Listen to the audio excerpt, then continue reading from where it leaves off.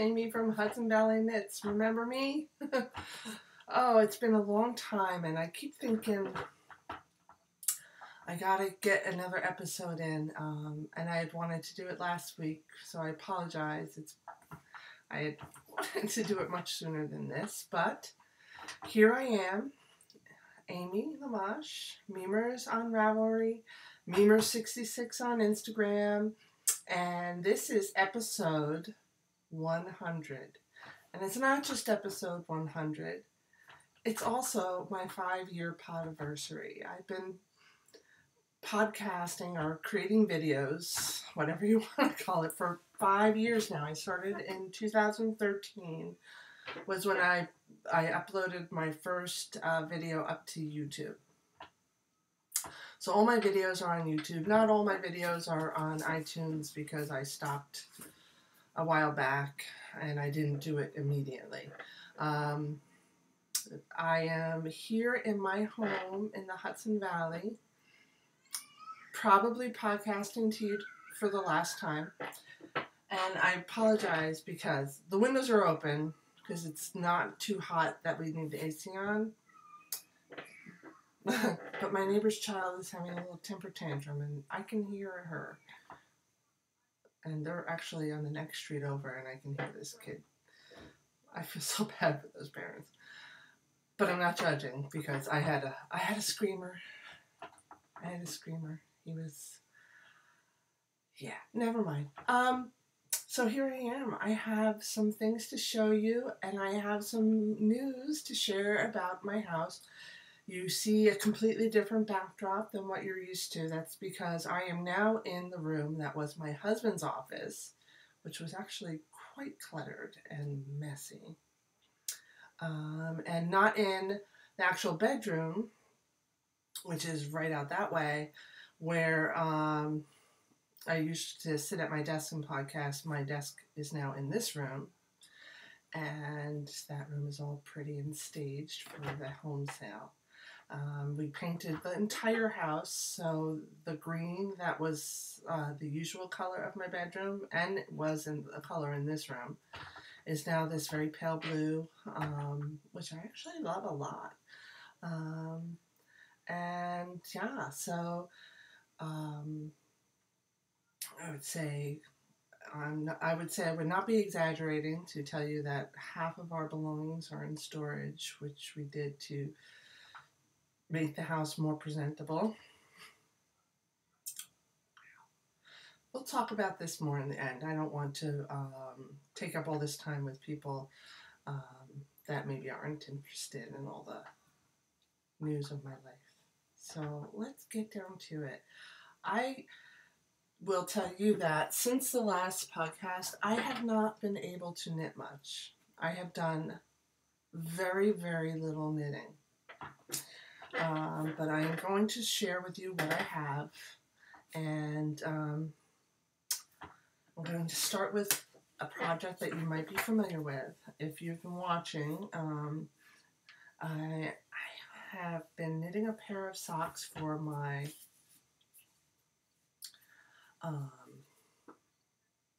he's not my boss anymore, technically. He's not my manager. He is my former manager, but I still work with him. I haven't moved yet, so I'm still working in my old office, which is in Stamford, Connecticut, and he's there. He has a permanent position there. During the reorg, he was offered a position that remains here. And everybody from my team, and I say my team, but you know, my little group, has a job except for one guy, and we're just really, I'm putting all the good energy out there that he finds something here in the Stamford office. He's been with the company for way before I started, and he's got a young family and a wife that's still going to school, so he really needs something. So we're putting out the good vibes for Phil, okay? You all out there put out good vibes and prayers for my friend Phil. All right, back to the boss sock. So this is the first sock. I had him tried on repeatedly. I ripped it out repeatedly to get just the right size for him. It's with Into the Whirled sock yarn. I don't recall the colorway. Let me see if I have the label still in my basket. Hold on. It is, the pattern is from the Lane magazine, number 4, I think it is. And gosh, I'm so silly. I'm not prepared with the name of the pattern. I didn't do any show notes. I didn't do any prep. I just said, you know what? I'm not being kicked out of my house for a showing, so let me do a podcast. These are the Fragment socks. They're by Helen Stewert, or Curious Handmade, but she did these for the Lane magazine. Yeah, so the first one, I just kept going until the size was perfect, and kept having them try it on to make sure it was knit long enough. And I don't know if you remember, but I was having hand pain, which is pretty much gone away because I haven't been able to knit. And I also got these ergonomic mouse for the computer, which you basically hold it like this and your hand is sideways instead of like this, which I had a trackpad, so I was always like this. I think that might have had something to do with it. Those Apple trackpads and like trackpads on your on my work keyboard, my laptop. I think that was doing me in. So I got one for work and I got one for my home computer. Between that and then not having time to knit for months, it's much better. But I finished the first sock and then I didn't do anything for a long time. And last weekend I went on vacation, a short vacation, a long weekend essentially, up in Lake George, New York. Usually we do a week, sometimes 2, for our summer vacation up in Lake George. But because of the house sale, and because technically, even though I still work for Nestle, I work for a different Nestle company, so I got a payout for my vacation, and I'm accumulating vacation time anew now. So I really didn't have vacation time, but my new boss was very accommodating and said, just go in the negative. You'll have the time by the end of the year. Don't worry about it. And, you know, you need a break, go take a break. So we did a short weekend. Plus, I'm going to have to use my vacation time when we move, which is going to kind of suck, but it's all right. Anyway, back to the socks. So I went up to Lake George, and I'm like, I got to knit these socks for Orville before I move, so I'm going to get on it. And we had just put the house on the market literally the Wednesday before, less than a week before we left. And part of the reason we went away was because we had all these open house for realtors and open house for people. So, yeah, it was good for us to be away. So it's pretty much solely what I knit on the whole weekend. And you're not going to believe this, but I finished the second sock in 2 days. I had the pattern memorized. I knew how many repeats I had to do, and that's how I did it. I just counted the repeats on this sock and did the same number on the second sock, and used the same needles, the same stitch count. And what? What's wrong? What? Wait a minute. How could this sock not be the same size?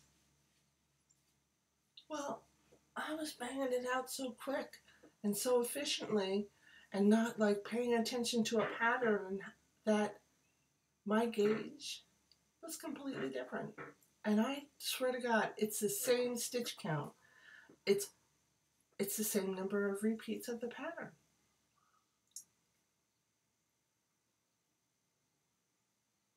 So I left it like this just to show you guys. I am going to have to rip the second sock back all the way to here. I'm going to knit it a little longer. And then I'm going to have to do the heel again. And I'm going to have to knit the whole foot again. I'll be really happy when these socks are over. And it probably won't take me too long because, like I said, I banged them out in 2 days. First sock took me months.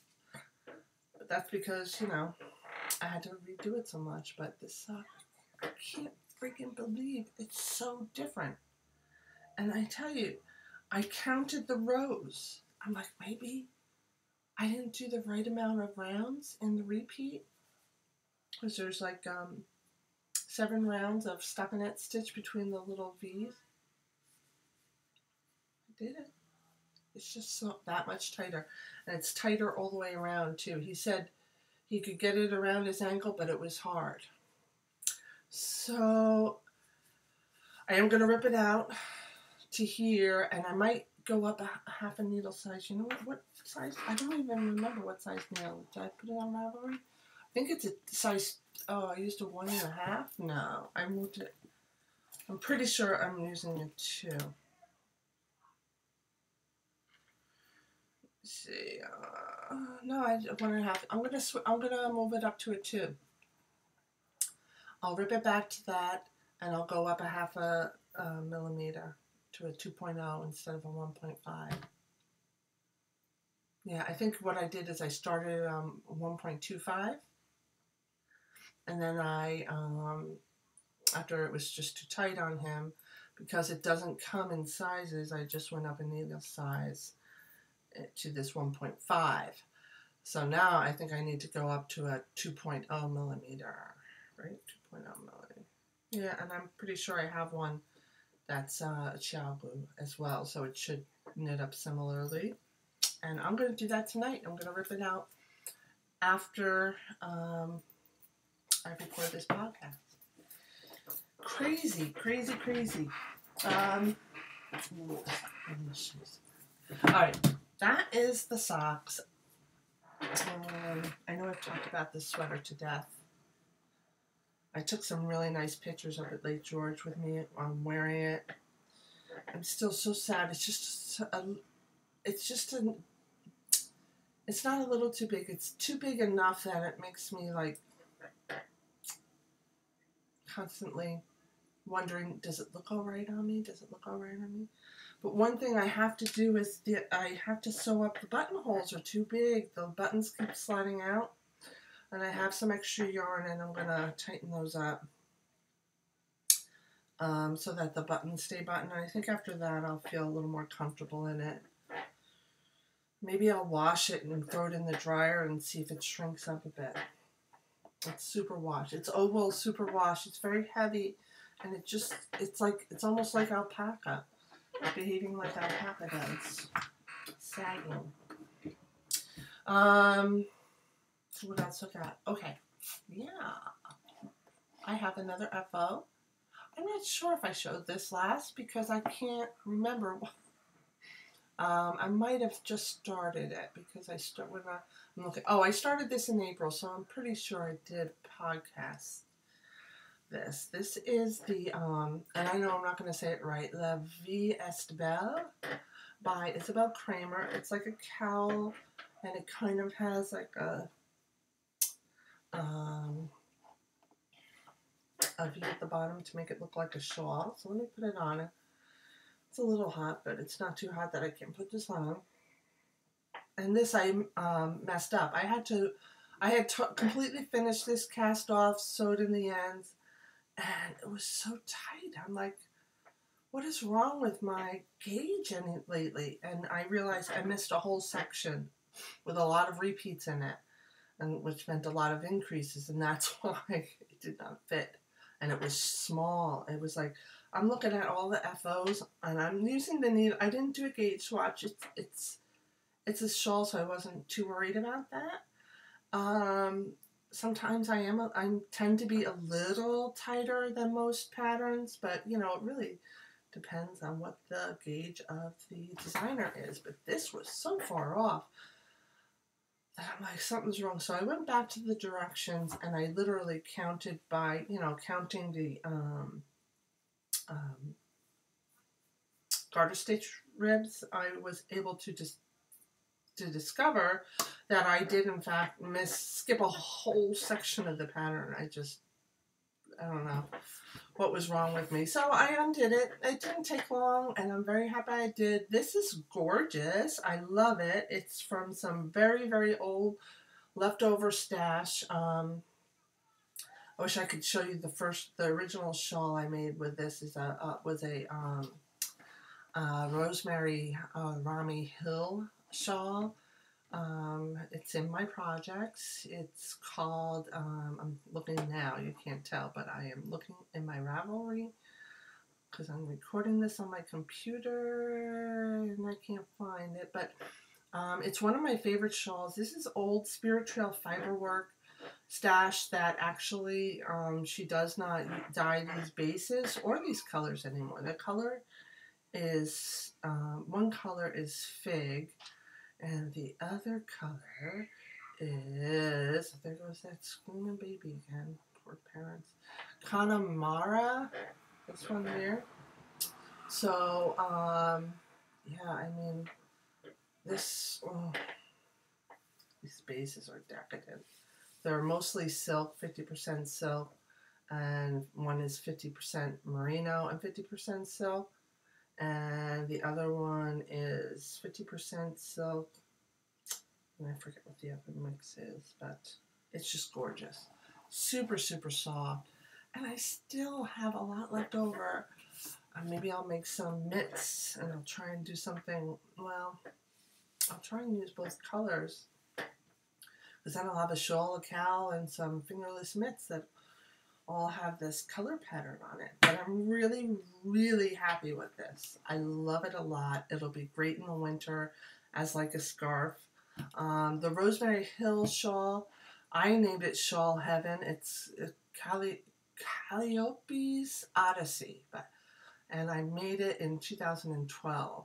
I don't remember when I bought the stash, but it was probably around the same time. So yeah, this was definitely a deep stash dive, which I'm very proud of. It's about the only deep stash dive this year. Every year I say I'm going to knit from stash, and every year I fail. Anyway, that's another finished object. Guys, I have a big finished object to show you. Really, really special one. It's the Fading Point shawl. It's done. I did not block it. I can't. I mean, I can, but I mean, we're getting people wanting to come see our house left and right, and I don't know if I can lay it out and have enough time for it to dry. I'd have to do it at night and like put a fan on it overnight. And all my stuff, all my blocking stuff is in storage, and I have to go there and find it, and you know, but it really looks beautiful enough I could wear it even without blocking, but I will block it when I get settled. So this is a custom dyed colorway. She called it the Succulent Fade. It's by Spirit Trail Fiberwork.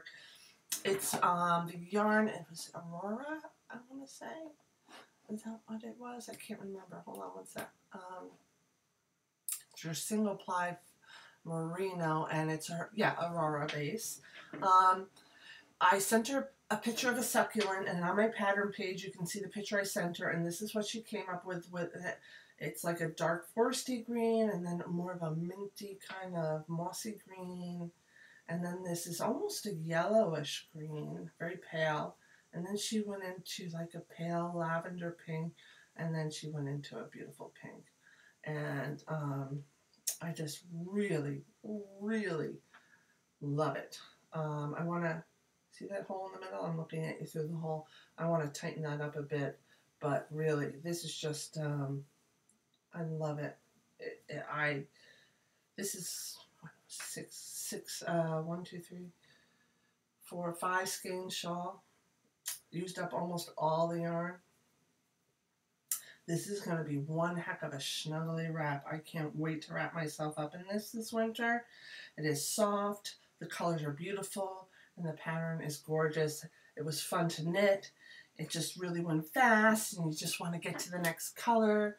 So I highly recommend it. I know Hofi is doing her September. She does like a huge knit along. I'm not participating. I thought about it. I really wanted to. I have a lot of her patterns in my queue, but with all that's going on, I just can't really worry about that. Except maybe I could probably cast on a pair of her socks. I have a couple of her sock patterns, but I just can't. So this is like my big yum. I love it. I'm so glad I knit it. And it's going to have to get packed away soon, so I wanted to show it to you.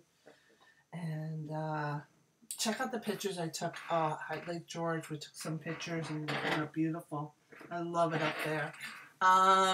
Yeah, so that's it for finished objects. I wanted to show you the whips. There's nothing to it, guys. The only other thing I have to work on is my rose gold shawl, which is a brioche shawl by Renee Knits. I'll show you the picture. That's one picture. Let's see if I have the, yeah, I have the cover picture. Renee Knits, who is Andrea Mowry. I've knit one of these last year. If you watch me, you might remember. And both of my sisters, and I mean seriously, were fighting over who would get the next one. So I have to knit them one. This one is the colors that my sister Kim picked out, so she'll get this one. If they're not both done by Christmas, which they probably won't, I'm not going to give either one. I'm not going to give it to Kim. She has to wait until I'm done with the one for Lisa, and I'll give it to them at the same time. So this side has Hawthorne showing as the dominant color. It's kind of like a slate blue, and it's the main color. So this color will be used throughout the shawl as the base color. And then this is glazed pecan. I'm trying, oh, you know what? Let me find out what the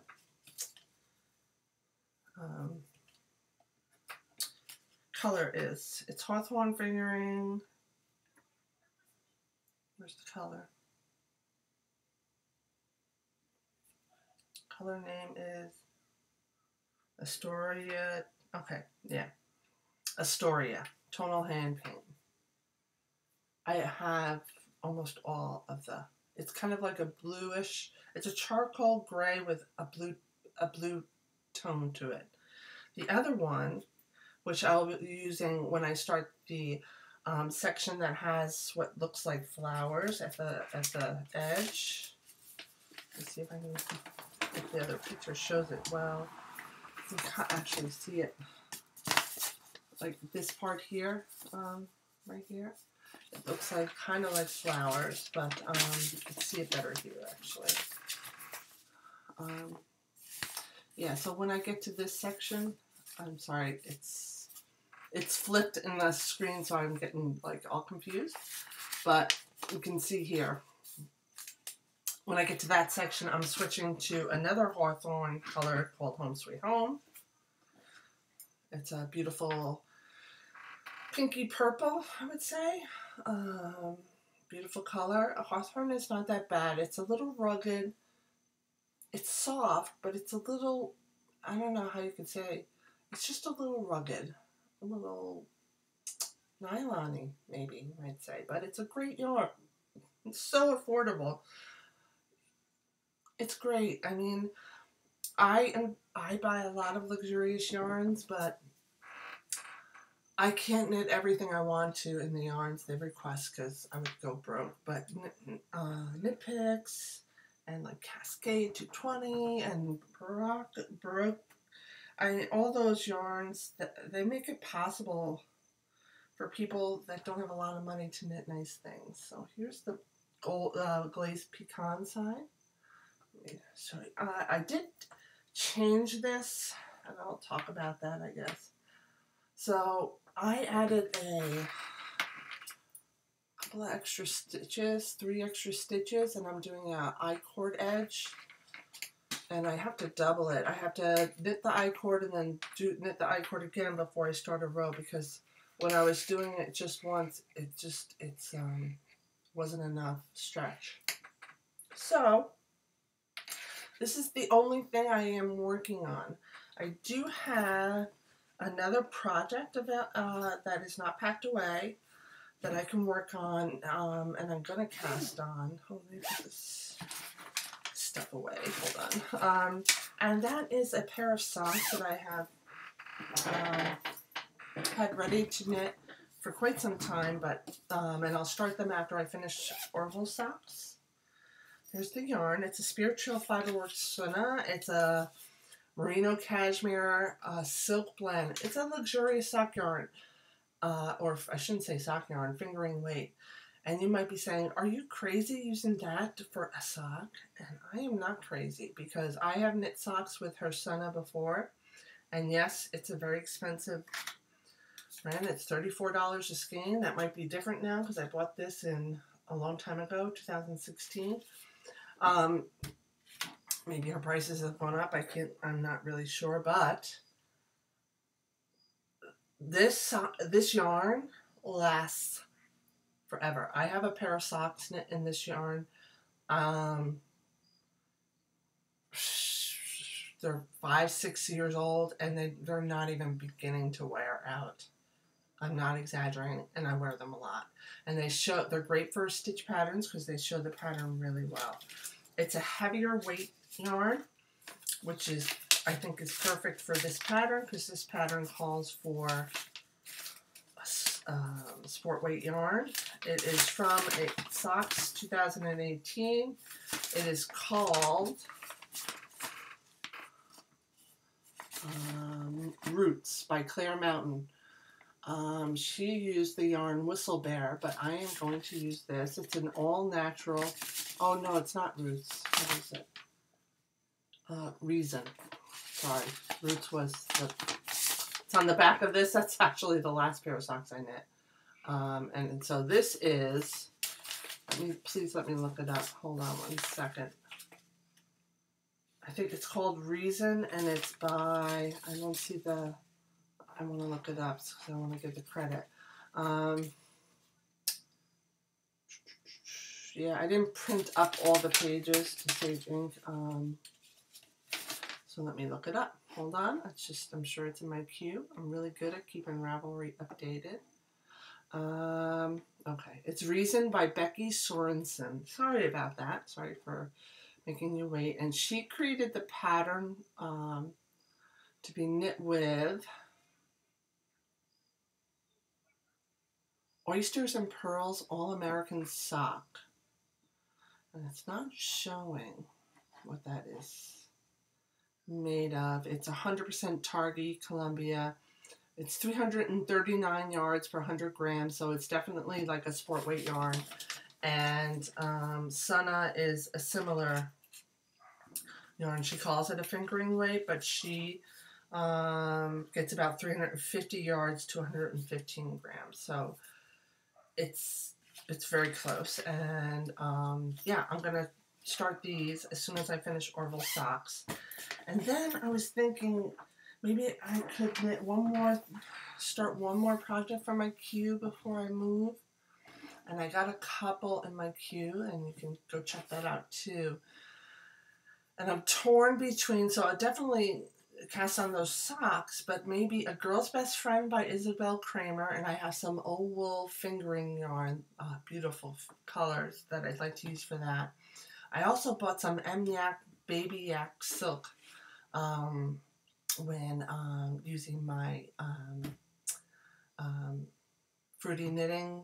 I'm a Patreon, so I get all the discounts, and they had the Yak folks as a guest, and I scapped up a shawl kit to make open water shawl by Melanie Berg, which I had in my library already, and I'm really excited to knit that.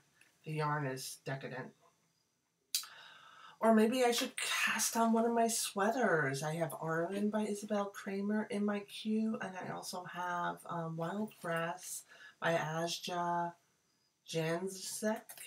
And I have Rowan Tweed for that, and I have the Manos del Uruguay light fingering for Isabel's sweater. So I'm not sure. Not sure what I'm going to cast on next. So many things. Miss Rachel's yoke cardigan, I have some yarn for that as well. Or maybe I should just pick up my Alice Starmore sweater out of storage and bring that with me to work on. I don't know.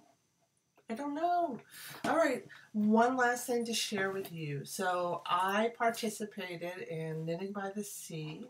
Lisa, who has a great podcast, Knitting by the Sea. If you haven't watched it, you should. Lisa lives right in Marblehead, Massachusetts, right on the ocean. Gorgeous, gorgeous place. She just bought the home that she had been living in. And she did a summertime swap. I figured, what the heck? And I made it very personable to the area I live in. We wanted it, or Lisa wanted it to have a local theme. So I got hooked up with, let me look up her Ravelry name, I can't remember. I'll tell you in 1 second, but I got hooked up with someone from Maine, and her name is Lori. But we both express similar kind of tastes and whatnot. So I sent her, and I don't remember, did I take a picture? I'll have to see if I took a picture of it before I sent it, but I sent her a skein. She said she liked worsted weight yarns mostly, and she is Wee Black Cat Studio. That's who I did the trade with. So I sent her a skein of worsted weight yarn that I got at a farmer's market in Cold Spring, New York, from a local farm. And she was selling woolen material, felted wool, but she had some skeins, and I got that. I sent her a copy of a knitting journal that I got from Schoolhouse Press, and I got one too. And then I sent her a skein of it was actually from my stash. I had belonged to a club for Highland Handmaids. Is it Highland Handmaids? Gosh, I'm so bad.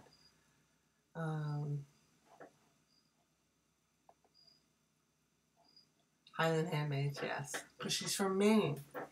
And it was a club yarn, and it was a color I wasn't really completely enamored with, and I looked at her, project and saw that she did kind of use those colors a bit, so I sent her a skein of Highland Handmaids yarn that I had in my stash.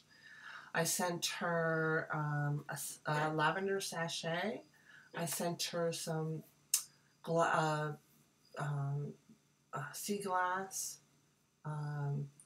sea bricks, if you will. So I live where I live along the Hudson River, especially particularly in the town I live in now, they had brick making factories. And you can go right down the end of my street and still see the old brick ovens are still there, and it's kind of all that's left of it. But if you go along the beaches on the Hudson around these areas, you can see worn pieces of brick, and it's pretty cool. So I got that, and I got a couple of pretty rocks, and I put them in a little pouch and sent that. And oh my goodness, what else did I send her? A little wooden kind of hand carved needle gauge thing that I got at a local shop. And I know I got her some local chocolate because she said she likes chocolate. And I got her something else from Cold Spring. Oh, a handmade note card, a postcard. I forget what else. I think that's about it. I think that's it. I know I got her something else. I can't remember what I got her. I'm so retarded. I'm so unprepared. You think I've been crazy busy, and we're going to get back to that soon. But first, let me share with you what she sent me, because it is so phenomenal. I'm just like blown away. She made me a bag. And I love the material. She must have noticed that I said pink was my favorite color, because it's got beautiful pink and creamy white, and it's paisley. I didn't mention that, but I do love, love, love paisley patterns. Let's see. It's perfect for a pair of socks, and that's maybe what I'm going to make with what's inside. So it basically unties at the sides and it opens up. It's like a drawstring on both sides. Oops. All right, open up. So, sorry, it's tied. That's why it won't open up. All right, so it opens up. Gorgeous. And inside, she sent me 3 mini skeins of Dirty Dye Works, which I love. I have a couple of their skeins. They're local to her. She lives in Maine. And I took some pictures, which I'll post, but I put the stitch markers on the yarn so that I could kind of make it easier to take a picture of them. But pink, because it's my favorite color. And I'm thinking, I know that Hoki has a 3-color sock pattern. Maybe I'll do that. It's they're 33 grams each, so it's 100 gram total. It's enough for a small shawl or socks. It's 100% superwash merino, so it's probably not best for socks because it doesn't have nylon in it, but I'm not sure yet. But oh, I love the colors. Then I got 2 each of 3 different stitch markers, which she made as well. One is lobsters, because there's nothing like lobsters to represent Maine. Another is what do you call these? Sand crab? Forget what. See that? Getting reflection. I have like a spotlight on me because it's dark in this room, and it's reflecting, but hope that helps a little. But it's like a sand dollar. That's what they're called. And then a starfish. So I can use these as progress keepers or stitch markers because they're nice and light. They won't weigh down. So I have these 3 beautiful skeins. I have to decide what I want to do with them. I got a shell from the ocean up in Maine. I mentioned that I collect things. Like when I go on vacations or someplace new, I find a rock or a shell or something to bring back the memories of that place.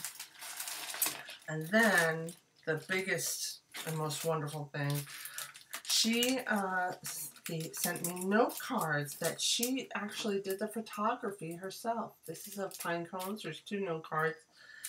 Here is the card that she wrote on, which is also her photography. And here is tulips. I love it. I collect note cards. I had mentioned that on my post. So it's all beautiful stuff, and I'm very, very thankful for it. It was a great, great trade. So thank you, Lisa of Knitting by the Sea, for organizing it. I really loved it. It was fun to do, and it gave me something to think about besides houses. And that's about it. Now I'm going to talk about what's going on in my life. So if you're not interested, you can go. And I am going to try and do, well, I'm not going to try. I'm going to make sure I do at least one more podcast outside before I go. And I'm also attaching a video my husband made of the house to promote it.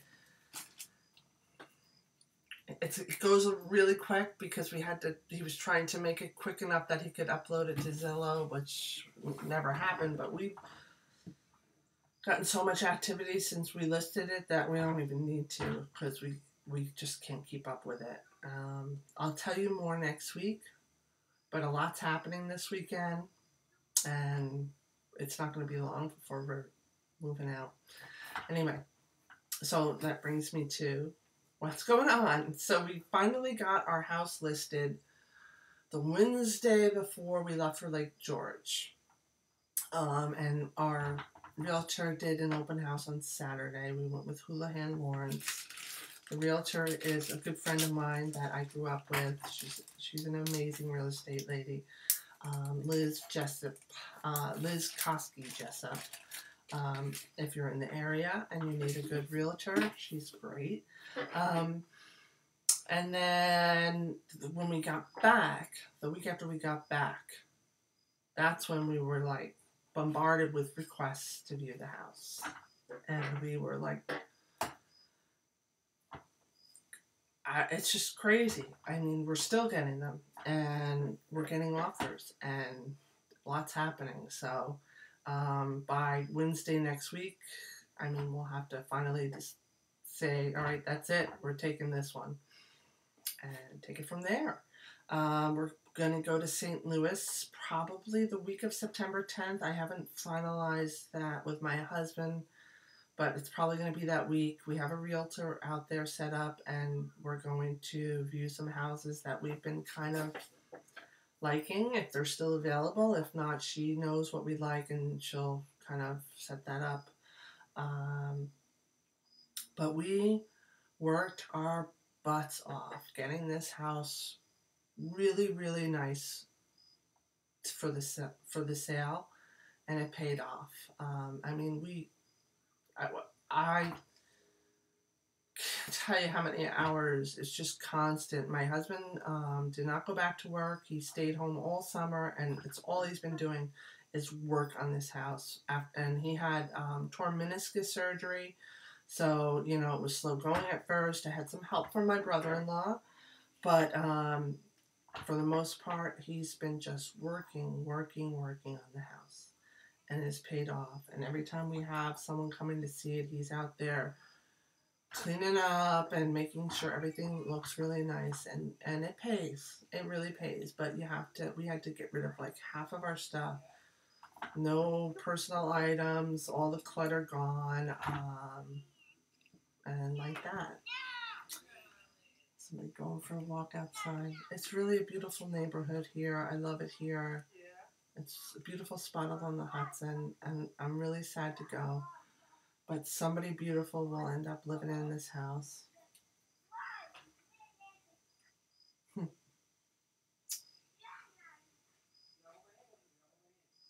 you hear that? That's the dad going for a walk with his little toddler down the street. It's nighttime, but you can go for walks around here in the nighttime. It's fine.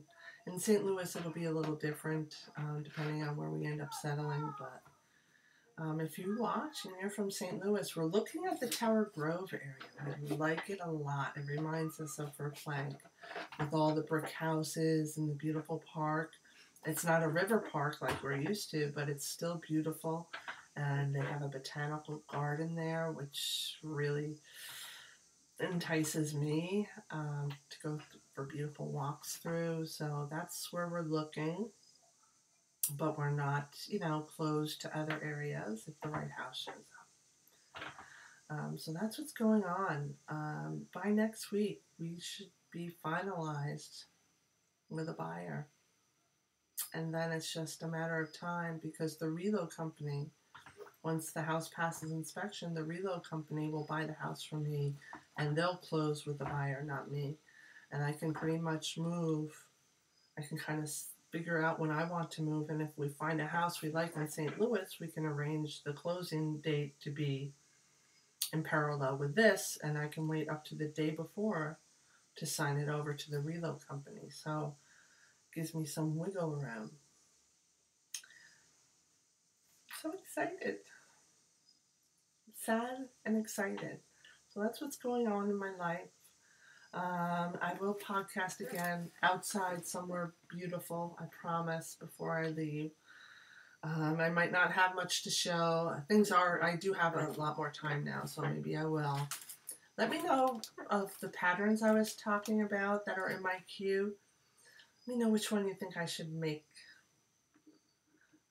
I can't make up my mind. Maybe I should just keep working on that rose gold shawl and the socks exclusively to get it done for my sister before Christmas. But maybe I want something different to work on. Maybe it's time for another sweater. I might miss Rhinebeck sweater. Thinking of sweater, Rhinebeck sweater. I would have to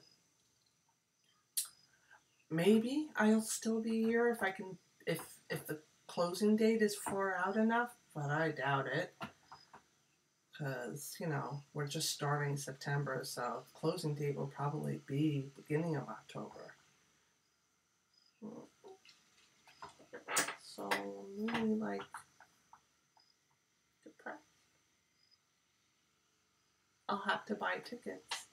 I'm going to drive all the way out there, move, and then probably within a week or two, be getting on a plane to fly back here for Rhinebeck. I'm not missing it. I'm coming back for Rhinebeck. Yeah.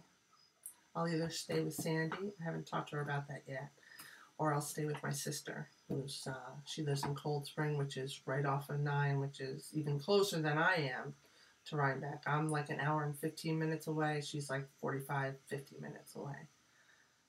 And she has an extra car. I could borrow her car if I needed to, but I'm sure Sandy's going, so I'm sure I'll be driving up with Sandy and stuff. So I plan on continuing to go to Rhinebeck every year as long as my sister's here for me to stay with. And that includes this year. I'm making a point of it.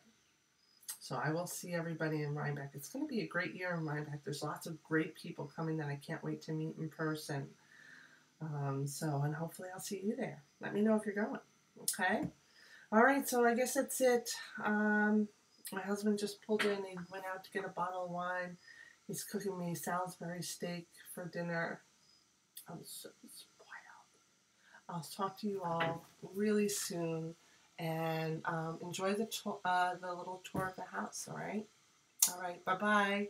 Oh, I want to mention, this is my podiversary, and it's 100th episode. And if I were in a different situation, I would be doing a huge giveaway. And I have a skein of 100% silk lace yarn from Denise Bell, who is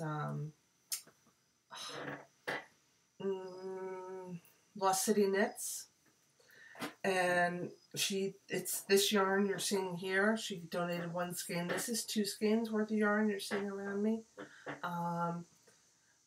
I'm gonna, as soon as I get settled in St. Louis, I will do that giveaway, and we'll celebrate it a little late, but we will, and I will have a anniversary giveaway. So stay tuned for that, and I will update you guys as soon as I know what's going on. All right, ciao for now. Bye. Beautiful 1836 brick house, gorgeous. Want any information later on, feel free to give Elizabeth Koski a call.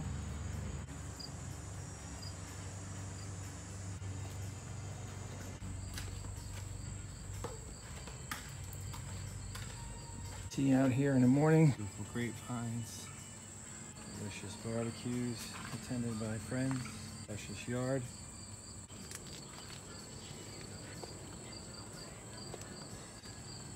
Good for your gardening tools. It's an awesome backyard. Big enough to accommodate a bunch of people. Have a great time eating food, sharing stories. Neighbors are awesome. So let's go on inside, check it out.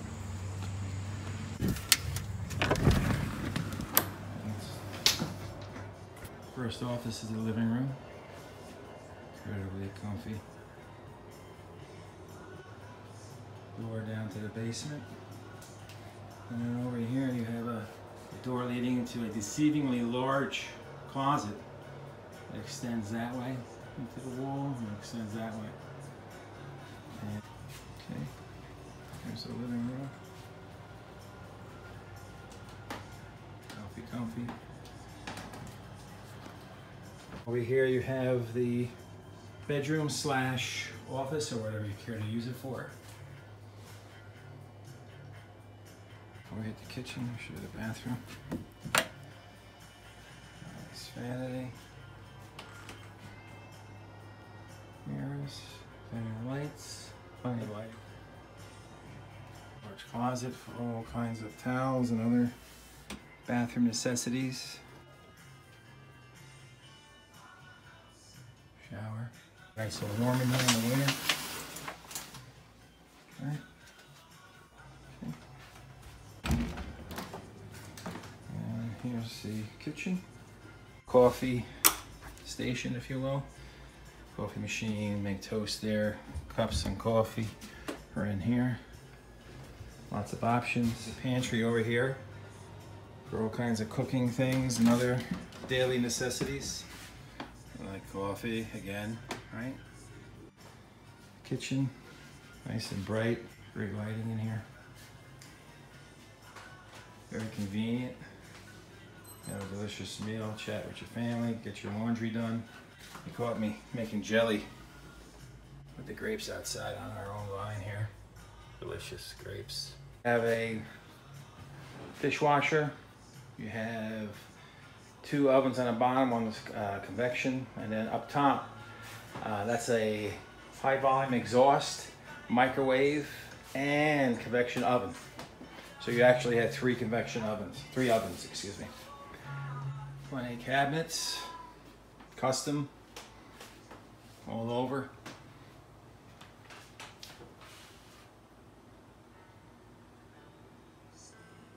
Beautiful. Great kitchen. Going upstairs. Open up to the bedroom. Lots of light. Is outside your window.